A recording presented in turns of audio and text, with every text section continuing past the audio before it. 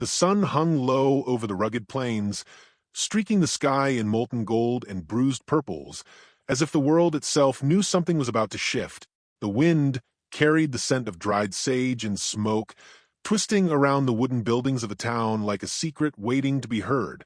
She rode slowly into whispering dust, her horse's hooves clanging against the iron-studded gates, and eyes turned, curiosity veiled by thinly whispered judgments. Her name was Evelyn, though most of the townsfolk already had nicknames for her, whispered behind laced curtains. The woman who cannot bear a child.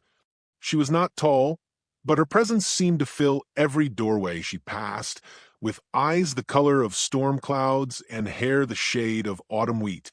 Her dress, faded yet carefully mended, whispered of dignity in the face of hardship. A wide-brimmed hat shadowed her face, yet nothing could conceal the trembling of her hands as she dismounted. From the moment she arrived, the town seemed to pulse with silent suspicion. Mothers clutched their children close, and men looked away uncomfortable. She could feel the unspoken cruelty like a knife against her spine. But she had no home, no kin, and this town, rough, unforgiving, dust-choked, was all she had left. Her gaze fell upon the sprawling ranch on the hill outside town. The fences were solid oak, the barns wide enough to swallow storms, and the cattle grazed like a golden tide. It was said the owner was a man unlike any other in the West, a giant of a man named Harlan, whose hands could lift a steer like a calf and whose heart, rumor whispered, was as mysterious as the canyons that carve the horizon. Some claimed he had 5 sons, each strong as the hills themselves, and that the boys were wild, untamed, and in need of guidance. As she rode closer, the wind carrying whispers and judgment behind her like an invisible hound, she wondered, could she survive here? Could she find a place in a world that seemed bent on reminding her of what she lacked? The first time she saw him, he was standing at the edge of the corral, his shadow long in the amber light. He looked down at her with quiet amusement, the corners of his mouth tilting in a smile that promised both patience and challenge. He did not speak immediately, only observed, like the land itself assessing a stranger. "Miss Evelyn," he finally said, his voice deep and warm, carrying over the distant lowing of the cattle. "You've traveled far to reach a town that doesn't always welcome strangers." She swallowed, keeping her pride intact. "I've come as I am. I seek work, not pity." He smiled again, a slow curl of lips that made the corners of his eyes crinkle. There was strength in that smile, but also a knowing, something that saw beyond the townspeople's whispering cruelty. "You'll find work if you have courage." And so began her life on the ranch, a place where the wind could cut skin, where days were long and nights stretched endlessly under a sky lit with a million cold stars. The giant rancher didn't need her for anything but the quiet steadiness she could bring to his boys, and yet that steadiness would be tested far beyond what she imagined. The first night, the ranch slept like a beast under a blanket of darkness.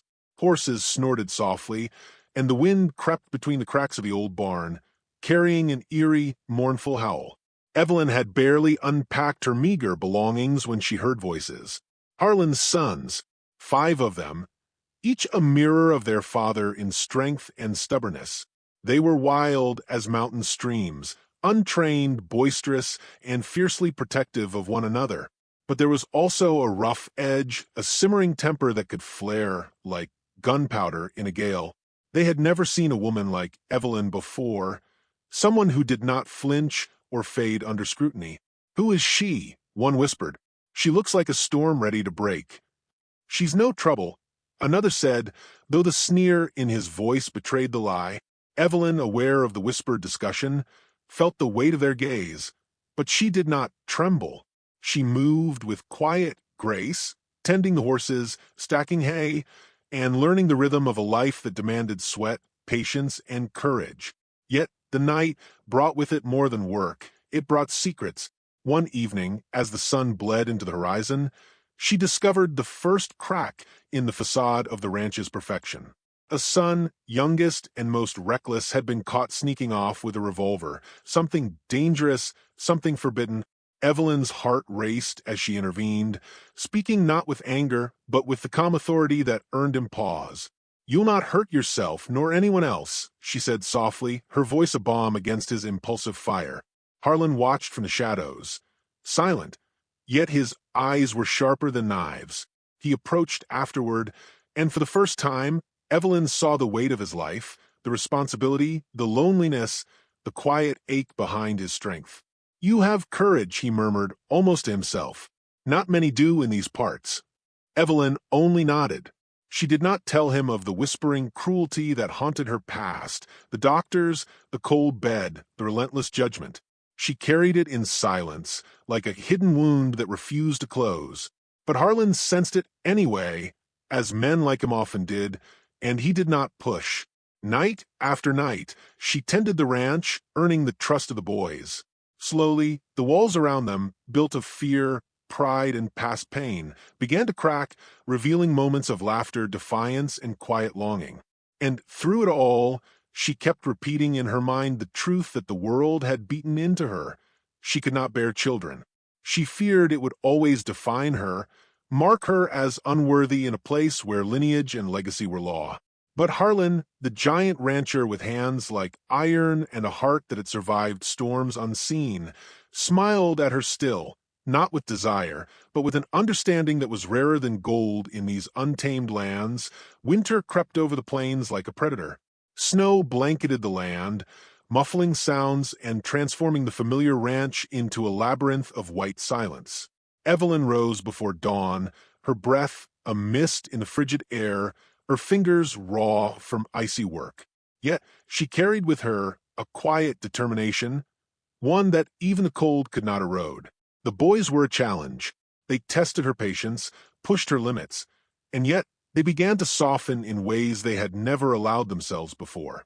Around the hearth at night, stories were shared, laughter spilling over the crackling fire like sparks into the air.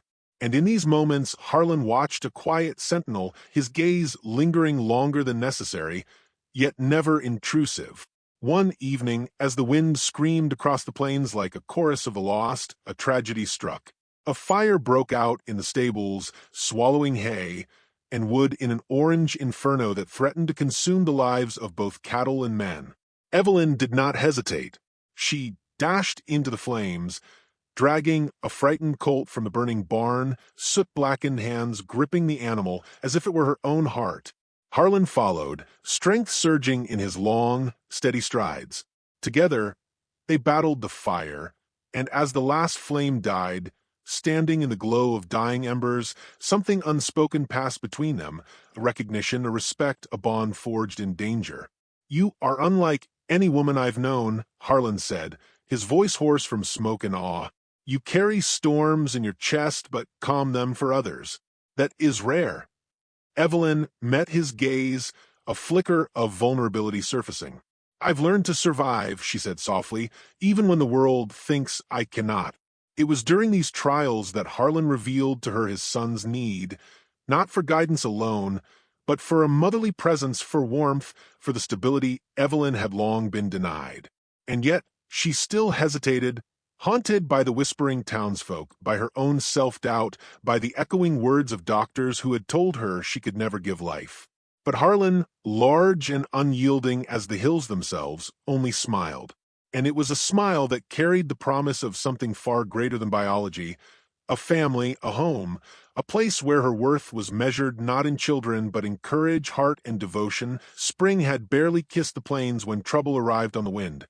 Whispering dust, with all its murmurs and hidden cruelty, had not forgotten Evelyn, or the unusual peace she had begun to build on Harlan's ranch. One morning, a rider came at a gallop, dust trailing behind him like smoke, bringing a warning that would fracture the fragile calm. The neighboring ranchers had filed complaints, jealous of Harlan's wealth, uneasy with the sudden influence of a woman who dared to command his son's respect. Evelyn's stomach twisted. She had survived townsfolk whispers and cold nights alone, but the thought of having her hard-won place threatened ignited a different fear, one sharper than the wind whipping across the plains.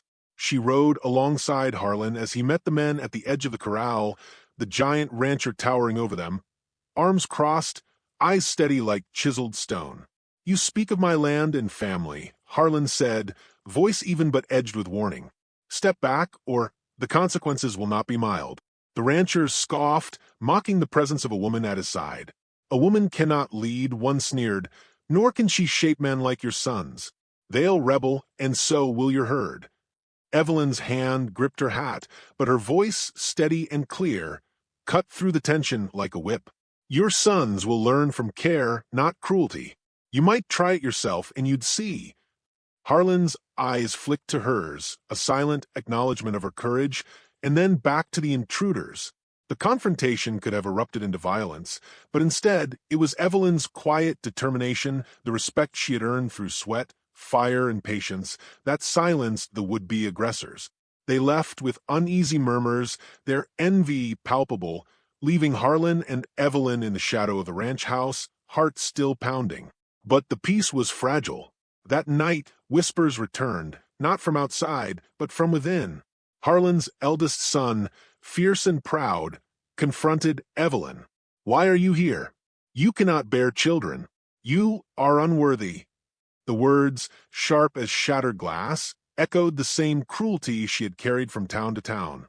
Evelyn's eyes filled, yet her voice remained steady. "I am not defined by what I cannot do. I am here because I am needed, and if my heart and hands are enough for your family, then that is more than enough." Her declaration was met with silence. Even Harlan, who had learned the depth of her strength, could only place a steady hand on her shoulder. In that moment, the bond between them, rancher, woman, son, solidified. It was not born of biology, but of trust, courage, and the unwavering act of choosing each other daily. As the night deepened, the wind howling across the plains, Evelyn realized she had carved a place not by conforming, but by standing steadfast, unyielding as the hills themselves. And for the first time, she allowed herself to hope, not for a child, but for a family that loved her for the life she could give, not the life she could not. Summer arrived with a blaze of sun and golden fields stretching beyond the horizon. The ranch thrived under the careful guidance of Evelyn and Harlan. The sons now transformed from wild boys into young men, tempered by her quiet strength and their father's unwavering guidance. The hardships they had faced, the townsfolk's whispers, the jealous neighbors, the raw brutality of frontier life, had forged them into a family bound not by blood alone, but by courage, loyalty, and love.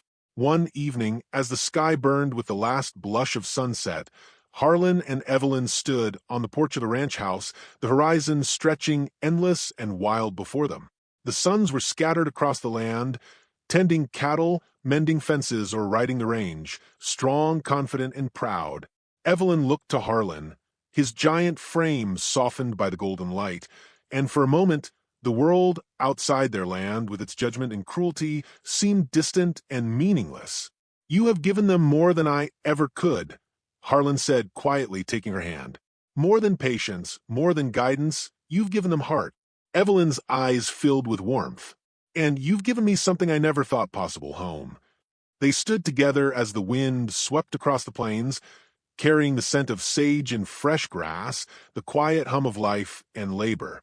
In the distance, the boys' laughter rose like a melody, untamed yet comforting, proof of the bond Evelyn had nurtured.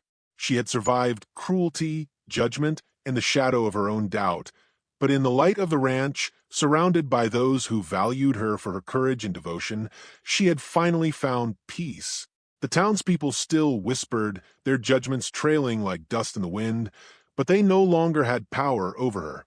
Evelyn had become more than a woman who could not bear children. She had become the heart of a family, the center of a home, and the quiet hero of a land that demanded resilience, fortitude, and love forged in fire. As night fell and stars littered the sky like scattered diamonds, Harlan pulled her close. "We've built something that cannot be broken," he said, voice a gentle rumble. "Not by distance, not by jealousy, not even by the cruelty of the world." Evelyn rested her head against his chest, feeling the steady beat of a life strong enough to survive storms. In that moment, all the trials, all the whispered judgments, all the shadows of the past faded into nothing. They had each other, the ranch, and a family bound not by blood, but by courage, heart, and enduring love. And so, under the endless skies of the untamed West, They found what many sought but few attained, a home where hearts were enough and love, silent, steadfast, and fierce, was the only law that mattered.